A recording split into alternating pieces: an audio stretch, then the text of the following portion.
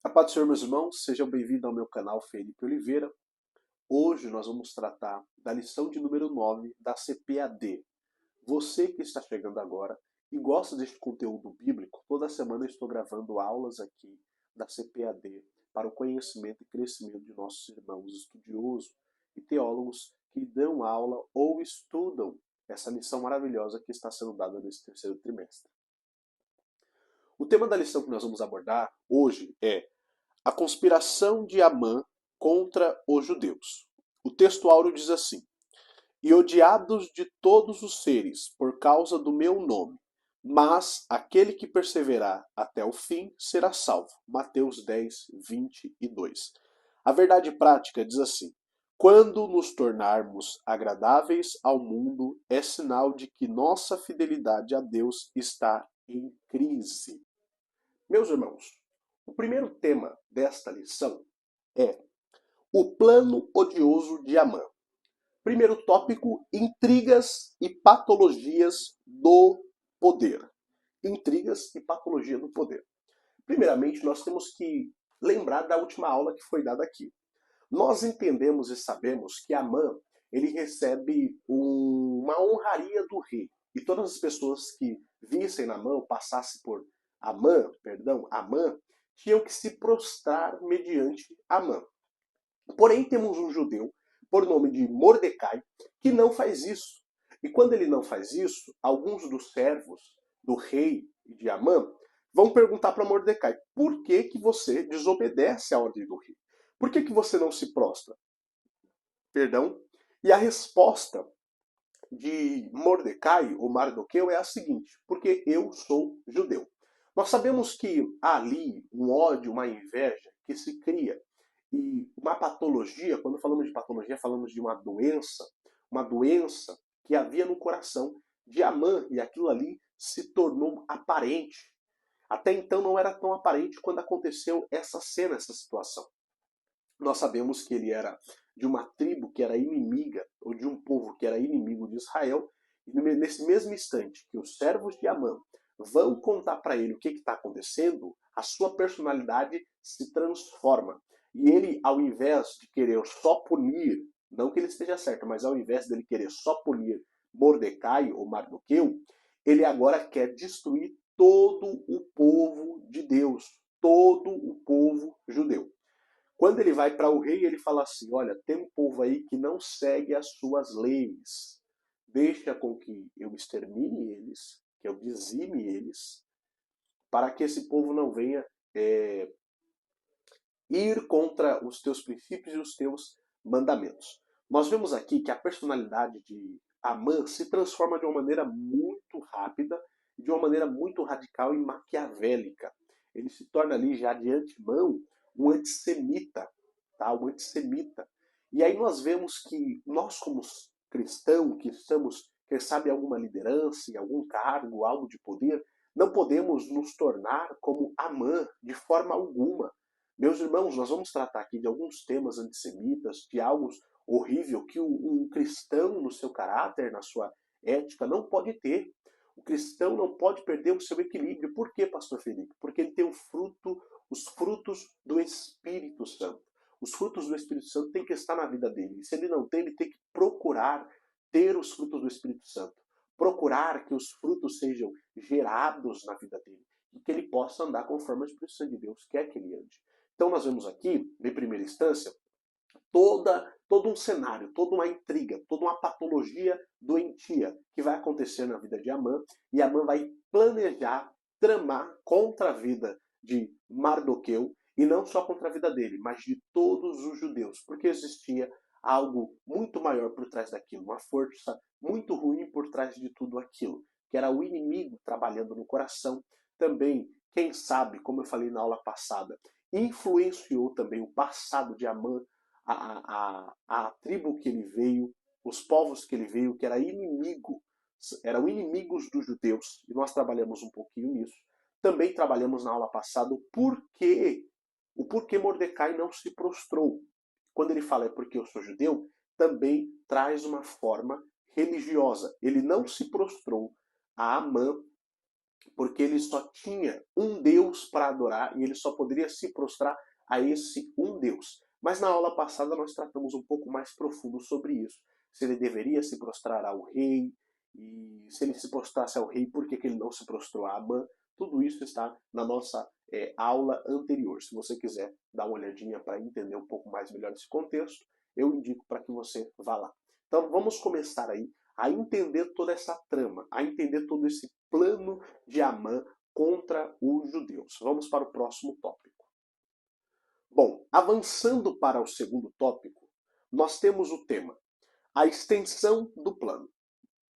Nós podemos enxergarmos aqui que o plano de Amã não era um plano muito simples. Ele queria alcançar as 127 províncias do império e matar cada um dos judeus que ali moravam e habitavam. Vamos para a apostila, o que o autor diz sobre o tamanho dessa província. Vamos lá, olha. O Império Persa abrangia todo o antigo Oriente Próximo, desde o Rio Índio, na Índia, hoje no Paquistão, até o Mediterrâneo Oriental. Inclui parte do norte da África, até a Etiópia, e se estendia para além do mar Egeu, até a Tássia, na Europa, parte da atual Turquia, Grécia e Bulgária. Em linha reta de um extremo ao outro, era mais de 4 quilômetros. Então você vê que não era algo simples. E isso está registrado em Esther 3:6. Ele queria matar todos os judeus das 127 províncias, e em cada uma delas existia uma colônia, um grupo de judeu, umas mais, outras menos. Mas todos eles, Amã queria destruir, queria matar. Que depois a ordem do rei é que eles poderiam se proteger. Então você vê qual que é a ira de Amã, qual que é a fúria de Amã contra o povo judeu. Um sentimento patológico, um sentimento antissemita contra todo aquele povo de Deus. Mas Deus sempre é poderoso para dar o livramento. Bom, o terceiro tópico está assim: astúcia e oportunismo. Eu vou separar em três partes. Primeiro, Amã, ele se vale de uma narrativa muito boa. E narrativa não é verdade. Ele chega numa narrativa muito boa. Os vereadores, prefeitos, têm que ter uma boa narrativa para ganhar o povo, não é isso? Diga-se por passagem, uma boa falácia e engana o povo. Foi o que Amã fez. Amã chegou para o rei, e olha a astúcia dele no capítulo 3, versículo 8 e 9. Ele chega e fala assim: rei, existe um povo entre nós que eles têm umas leis um pouco diferentes da nossa. E outra coisa, rei, eles não estão obedecendo às suas ordens. Então ele chegou numa artimanha, ele chegou numa astúcia maliciosa muito bem elaborada. Ele não foi de qualquer jeito.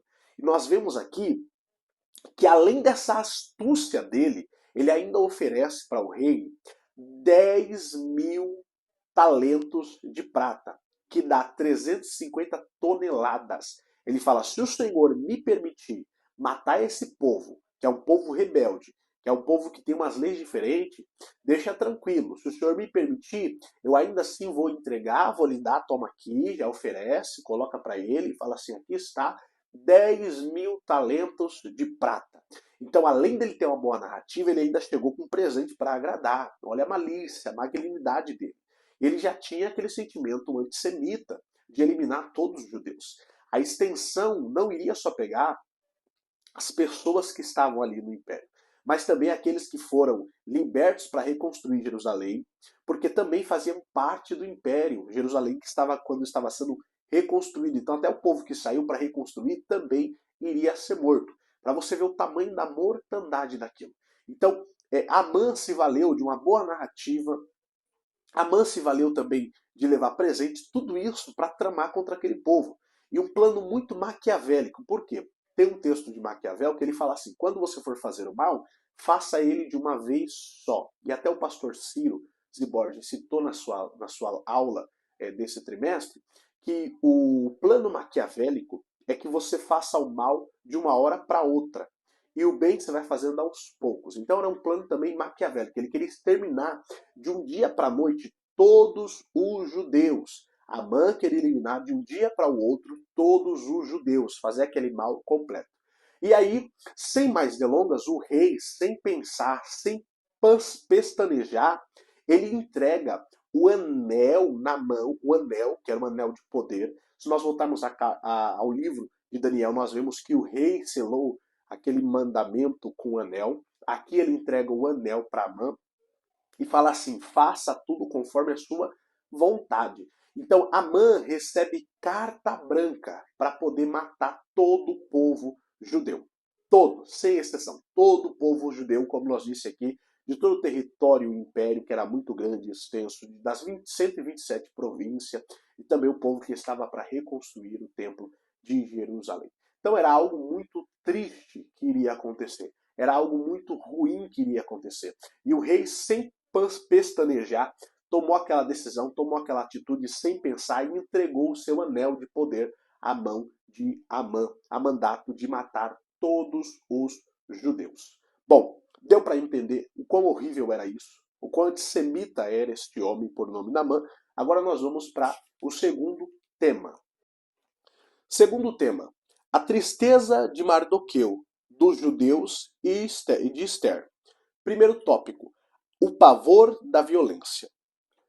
Quando a violência de Amã é aceita pelo rei Assuero, o rei Assuero agora determina também que envia-se carta ao povo, dizendo: olha, mulheres e crianças não devem ser poupadas e os bens dos judeus devem ser saqueados, roubados, tomados. Então agora se gera um ódio, uma violência contra o povo de Deus. E esse ódio, essa violência na humanidade se estabelece até os dias de hoje. Nós vemos que o início, o primeiro de todos a fazer isso, foi Caim com Abel matando o seu próprio irmão. E hoje a violência cresce a cada dia mais. É só Deus quem pode afugentar do nosso coração o ódio, a violência. Só Deus que pode trazer os frutos do Espírito à nossa vida. Então nós vemos aqui o horror que acontece, o medo dos judeus. Primeira mensagem chegou em Suzã, que era a capital do império e aonde ficava o palácio, a área de descanso do rei. E depois foi indo às outras províncias, que isso ia acontecer da noite para o dia. E todos começam a criar um grande ódio, um grande rancor contra o povo judeu. E aí Amã, o promissor de tudo isso, agora irá começar toda esta destruição em massa. Mas Deus sempre bondoso é o Deus da providência, Jeová Jireh, e providencia um escape para o seu povo. Vamos agora para o próximo tópico dessa lição. Bebida, confusão e tristeza. Quando a carta chega na capital do império, que era Suzã, o povo agora começa a ficar confuso. Nossa, mas o rei vai matar o judeu? Por que o rei vai matar o judeu? Era uma entrega eficiente de cartas, por mais que o império era extenso. Chegando em Suzã, a notícia começa a se espalhar. Todo o povo começa a ficar desesperado. O povo do império de Suzã fica confuso por que o rei ordenou matar todos os judeus. O rei agora começa a fazer um banquete de bebida e nós vemos toda uma trama acontecendo. E nesses momentos difíceis de injustiça, é ideal que venha na mente de alguns irmãos: e agora? O que vai acontecer? O que Deus vai fazer ao nosso favor? Lembremos-nos dos versículos que diz: clama a mim e responder-te-ei, de Jeremias. Porque quando nós clamamos a Deus, o Senhor, Ele ouve o nosso clamor. Também o povo, ali em Êxodo, capítulo número 2 e 3, quando ele estava em cativeiro, estava sofrendo, sendo oprimido por Faraó, eles clamaram e Deus ouviu o clamor deles. Esse povo não foi diferente. O texto vai dizer que Mordecai, ou Mardoqueu, também tomou uma atitude assim. E nós aprendemos, quando chega essa situação de perseguição, essa situação de dificuldade, o que nós temos que fazer? Vamos para o texto que o autor escreve. Ele diz: Mardoqueu entrou em profunda tristeza. Rasgando suas vestes, vestiu-se de pano de saco, com cinza, e saiu pela cidade, chamando em alta voz, e saltando gritos de amargura. Esther ficou muito aflita. Então, quando Mordecai sai, logicamente que aqui ele está clamando a Deus. Ele está clamando a Deus que era o único que poderia socorrer ele. Ele rasga as vestes, ele se veste de pano de saco, um ato de luto, se coloca em cinzas, joga cinzas sobre si. Quando Esther fica sabendo disso, nós podemos até ver no texto, Esther envia roupa ao seu tio. Ela fica angustiada também, mas ela envia roupa para que o seu tio pudesse vestir, ou para que o seu pai adotivo pudesse vestir. Mas ele rejeita, e agora ele está vivendo momentos de lutos. Salmos 121 diz: Elevo meus olhos para o monte, de onde me virá o socorro. Meu socorro vem do Senhor que fez os céus e a terra. Nós temos que saber, irmãos, que no momentos da dificuldade, das lutas, nós temos que olhar para o céu. Nós temos que olhar para Cristo, nos humilharmos, como diz Crônicas 7,14. Se meu povo se humilhar, clamar pelo meu nome, eu os ouvirei e sararei a sua terra. E as demais coisas, irmãos, que estão descritas naquele texto, não as demais, mas as coisas que estão descritas naquele texto, vão acontecendo na nossa vida. Então nós temos que nos humilhar. Aquele que se humilha será exaltado. Não é aquele que é humilhado, ele será exaltado, mas sim aquele que humilha será exaltado. E aquele que se exalta será humilhado. Então se humilha perante o Senhor. Ezequias, o rei Ezequias, quando ele soube que Senaqueribe queria entrar ali em Reis 19, se eu não me engano é o segundo livro de Reis, capítulo de número 19, quando o 18 também, quando ele sabe que o profeta Isaías está um pouco distante dele, e ele recebe a ameaça de Senaqueribe que vai entrar em Jerusalém, ele se humilha, veste pano de saco, vai diante do altar e clama ao Senhor, vai diante do profeta, e o profeta fala assim, olha, não temas, Deus está com vocês e vai guardar vocês. Não é à toa que Senaqueribe, pelo mesmo caminho que ele veio, ele volta para trás. Deus envia um anjo e mata 185 mil, se eu não me engano, soldados de Senaqueribe. Muitos soldados foram mortos naquela batalha. O anjo do Senhor lutou, pelejou por eles. Então, se nós nos humilharmos, nos arrependermos dos nossos pecados, clamarmos ao Senhor, Ele ouvirá o meu e o teu clamor. O salmista vai dizer que Ele inclina, né? Senhor, inclina os teus ouvidos para ouvir a nossa oração. Inclina, Senhor, os teus ouvidos para ouvir. A Isaías diz, olha, o braço dele não está encolhido, a sua mão não está encolhida, os seus ouvidos não estão tapados para que responda ao seu povo se houver clamor. Então chegou essa situação, saiba que há um Deus que pode atender a minha e a tua causa. Vamos aí para o próximo tópico. Crise e clamor. Nós vemos que o decreto do rei ele sai, o povo que estava tranquilo, os 50 mil que foram reconstruir Jerusalém e os que preferiram ficar no Império Persa, agora a sua tranquilidade está agora perturbada, está movimentada. E eles agora estão em terrível temor, estão em humilhação e clamando a Deus. Sabendo da profecia que era para todos voltarem, os que quiseram ficar na Pérsia, agora entram em desespero. Nós sabemos, como em Daniel, que a lei do medo e do persa, medos e persas, não poderia ser revogada ao voltar atrás.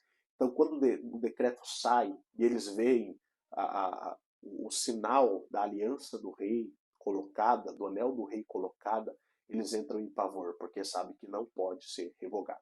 Mas a mesma sentença que foi dada para Daniel na cova dos leões e Deus providenciou livramento, era a mesma sentença que foi dada para o povo judeu nesse dia e Deus também providenciaria um livramento. Vamos agora para o terceiro tema.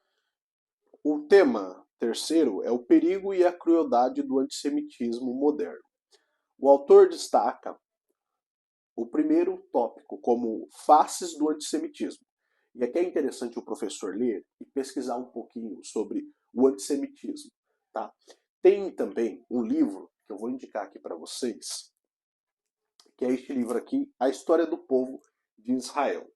A História do Povo de Israel, de Abba. Esse autor vai descrever toda a história do povo de Israel, tá? E aqui também as perseguições que o povo passou. É um livro muito rico, um livro enriquecedor, desde Abraão até os dias de hoje, até quando o povo de Israel se tornou nação novamente. Porque Israel houve um tempo que eles não eram nação, e aí por lei foi e colocou eles como nação de novo, e não faz muito tempo. Então você adquirindo esse livro, ou tem muitos outros livros, você pode pesquisar na internet, você consegue enriquecer o seu conteúdo, tá? Enriquecer o seu conteúdo para a sua aula ou para o seu próprio conhecimento pessoal, que isso é muito importante. Mas faça uma leitura também do que o autor descreveu e colocou aqui, que será muito enriquecedor para as nossas vidas. De forma prática, antissemitismo é hostilidade sistemática contra os judeus.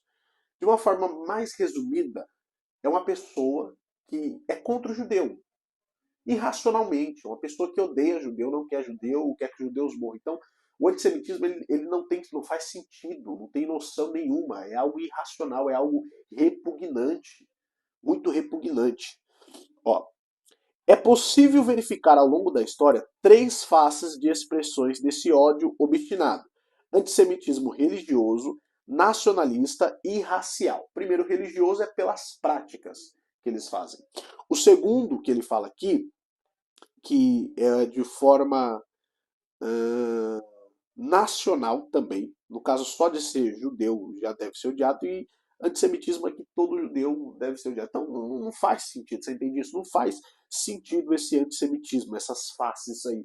É algo repugnante, é algo irracional. No aspecto religioso, destacam-se a perseguição, como a do século, se eu não me engano, é 14, quando os judeus foram acusados de serem os responsáveis pela peste negra que assolou a Europa em 1348. Olha só a falta de raciocínio, acusando os judeus por uma peste. Isso é muita loucura, meus irmãos. Também durante a Idade Média sofreram intensa perseguição pela Inquisição Principal, a partir de 1478, na Espanha, por ordem do Papa Sisto IV. A partir de 1536, em Portugal, pela instituição oficial do Tribunal do Santo Ofício pelo Papa Paulo. O objetivo principal era combater o que chamava de heresia judaica. Milhões de judeus foram expolidos, torturados, execrados e mortos por não aderirem ao catolicismo e por questões econômicas e políticas. Houve até uma época em que os judeus, tem os judeus messiânicos, mas que os judeus eles até fingiam acreditar no Messias e tal. Outros eram messiânicos mesmo, mas quando eles entravam na igreja católica, tem até o podcast do Inteligência, que um rabino fala sobre isso, que quando ele entrava na igreja católica, os católicos, os papados de antigamente, daquela época, tiravam eles de lá porque eles ainda continuaram com a prática do judaísmo, judaizante. Eles falavam, se vocês permanecerem aqui, vocês vão contaminar o povo e tudo mais. Tinha até esse certo medo e essa repugnação. Então nós vemos aí que, por uma falta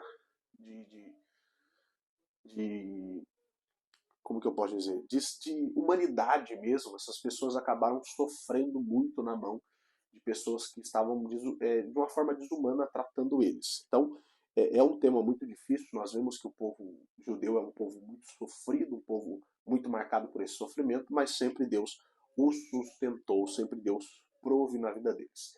Bom, sem mais, vamos agora para o segundo tópico. Antissemitismo nacionalista e racial. Cabe também a uma leitura desse autor, que descreve para nós essa apostila. Vamos à leitura. O aspecto nacionalista pode ser visto no século XXI e no início do século XX, na Ucrânia e na Rússia, através dos chamados pogroms, violentos ataques físicos indiscriminados aos judeus. A prosperidade dos judeus causava ódio, alimentado por teorias de conspiração. Então você pode ver que só por eles serem prósperos já causava ódio em outras nações e outras pessoas. Olha que situação. A prosperidade dos judeus causava ódio, alimentado por teorias de conspiração. O povo judeu era apontado como culpado pelas crises econômicas de países de leste europeu, levando-os a reagir violentamente contra as comunidades judaicas. Durante a Segunda Guerra Mundial, Adolf Hitler protagonizou o antissemitismo racial, ao proclamar a superioridade da raça ariana. O Holocausto exterminou 6 milhões de judeus em toda a Europa. Olha que situação complicada, né? O povo tem passado. É por isso que Deus sempre tem guardado e sustentado esse povo que tanto veio a sofrer. Vamos para o próximo tema: antissemitismo hoje. A crise do Estado de Israel em 1948 não garantiu paz aos judeus. Os pais vivem em estado de alerta, em função de ataques terroristas, interno e externo, feitos em nome de uma causa palestina. O mais brutal da história recente ocorreu em outubro de 2023. 5 grupos palestinos armados uniram-se ao Hamas e a partir da faixa de Gaza atacaram Israel por ar, terra e mar, cometendo barbáries inimagináveis contra civis e deixando cerca de 1.200 mortos, além de levar cerca de mais de 200 pessoas reféns. Depois disso, os casos de antissemitismo aumentaram em várias partes do mundo. O que os inimigos de Israel querem não é um acordo que lhes garanta um lugar para viver. Sua verdadeira causa é o extermínio do Estado de Israel. Só Jesus, o Messias, salvará Israel quando de sua conversão nacional. Então, até hoje, o antissemitismo acontece, muitas vezes camuflado, de uma forma fajuda, falsa. As pessoas agem como se não tem antissemitismo, mas tem ainda, acontece muito. Essa guerra que acontece em Israel, nós sabemos que é por conta de um antissemitismo. Então, nós temos que orar, como a Bíblia diz, orem pela paz em Israel. E sabemos que esse ódio todo, essa fúria contra Israel, essas guerras só vão parar, segundo a Bíblia, depois que o Messias, Hamashi, o nosso Yeshua, Jesus, ele retornar dos céus e livrar esse povo dessa luta e dessa aflição. Leiamos comigo agora a conclusão. O antissemitismo não se revela apenas através de atos hostis, mas também de apoio aberto ou posturas complacentes aos inimigos de Israel, como os grupos terroristas, ou ainda por meio de críticas sistemáticas aos atos de defesa israelense, pintando o país como o vilão da história. A despeito dos pecados dos judeus, Deus tem um plano com Israel e vai restaurá-lo quando arrependido aceitar o Messias. Romanos 11, 25 e 32. Oremos pela paz em Israel, como diz Salmo 122 e 6. Amém, meus irmãos? Que nós possamos continuar orando pela paz em Israel, pedir para que o Senhor continue cuidando daquele povo e também que o Senhor dê graça para que aquele povo possa se manter justo e quando o próprio Messias, Hamashi, vier, eles o aceitem e ali nós conseguiríamos ver o reino milenar acontecer, depois de tudo aquilo, o julgamento do trono branco, e a igreja estará eternamente com Cristo, e Cristo será a sua luz, será o seu alicerce, o seu tudo, como sempre o foi aqui, mas de uma forma alegre, que não haverá choro nem tristeza. Sabemos que há muita gente que aí coopera para o antissemitismo, e muitos aí que, infelizmente, estão contra Israel, até mesmo não querendo que ele se defenda, que foi o que aconteceu até mesmo no caso de Amã e Mordecai, ou Mardoqueu. Graças a Deus, o rei interviu e falou: agora que eu estou sabendo de toda a história, os judeus podem se defender. E o Senhor é o Deus, guarda de Israel, que não toscaneja e nem dorme. Como diz Salmos 125, os que confiam no Senhor são como o monte de Sião, que não se abalam. O monte tem uma firmeza muito grande. E o povo de Israel, que a salvação vem dos judeus, povo que sempre acreditou em Deus, é um povo que está guardado, assegurado em Cristo e será resgatado quando se arrepender e crer nele verdadeiramente de todo o coração. Desde já, Deus abençoe. Se você gostou dessa aula, chegou até aqui, não se esqueça de curtir, comentar e compartilhar essa aula com mais alguém. Deixe aí seu comentário se você tenha gostado, se eu preciso melhorar mais alguma coisa, e eu mudarei em nome de Jesus. Deus abençoe.